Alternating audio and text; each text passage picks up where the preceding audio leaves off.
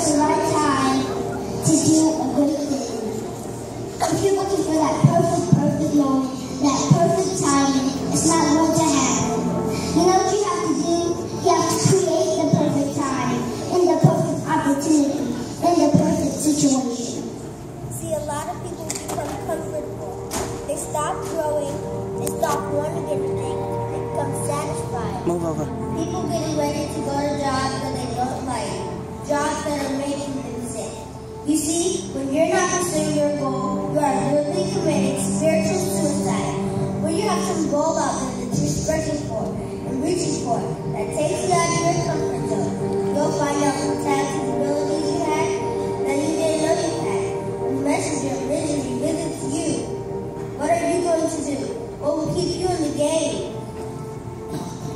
There are things that you think you'll never need to know, that you may only need to know one time in your life, but that can save your life because you have that knowledge. Unless you attempt to do something beyond that, which you've already mastered, you will never grow. What is it you looked at some point in time and you decided that you couldn't do it? You talked yourself out of it. You wait on your next door neighbor to make it happen for you. It may not happen if you're waiting on your mother or your father. They may be so anxious and thinking that they don't understand this opportunity that you have. And if you're waiting on them, it may never be done. But don't beg average people to be phenomenal. You don't beg good people to be phenomenal. You just are phenomenal, and you will attract phenomenal.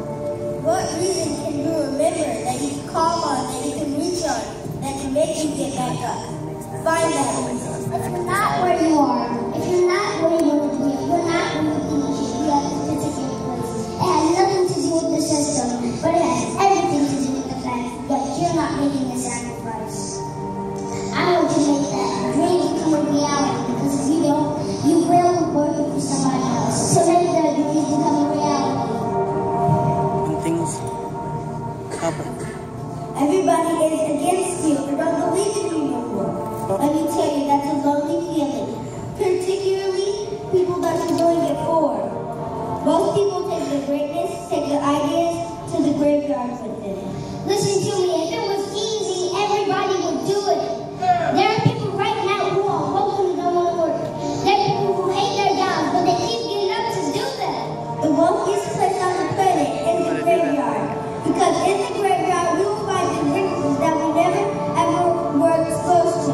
Ideas, dreams that never became reality. Hopes and aspirations that were never acted upon. Question is, what are you going to do with your time? What drives you? Greatness is like small things done well. Day after day, workout after workout, obedience after obedience, day after day. When things don't work out for you, when things happen that you could not anticipate, what are the reasons that you can think of that can keep you strong? You will never ever be successful until you turn your pain into greatness, until you allow your pain to push you from where you are to push you where you need to be. Stop running from your pain and embrace your pain. Your pain is going to be a part of your prize, a part of your product. I challenge you to push yourself. See, it's easy to be on the bottom. Doesn't take any effort to be a loser. Doesn't take any motivation to drive in order to stay down at a low level. But it calls on everything in you. You have to harness your will to say, I'm going to challenge myself. How many know that what you did last week don't count? Today is the only important day.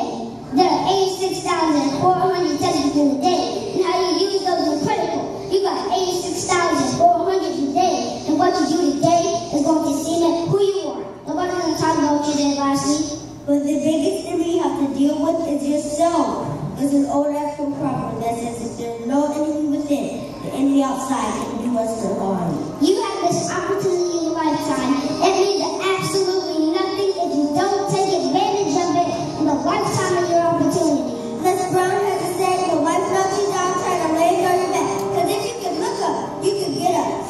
If you want to think bad enough to go out and fight for it, to work day and night for it, to get up your time, your feast, and your sleep for it, and all your dreams and schemers about it, and life seems you